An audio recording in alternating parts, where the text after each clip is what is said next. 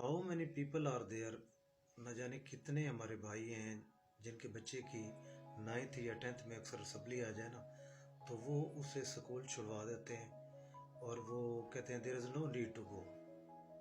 वो उसे सख्ती से स्कूल छुड़वा के किसी काम पे लगा देते हैं। Sir you are the responsible for that. ये आप पर आता है सारा। हमें समझने की ये ज़रूरत है। मैं अक्सर गरीब आदमी की बात करता हूँ चूँकि मैं आप में से हूँ।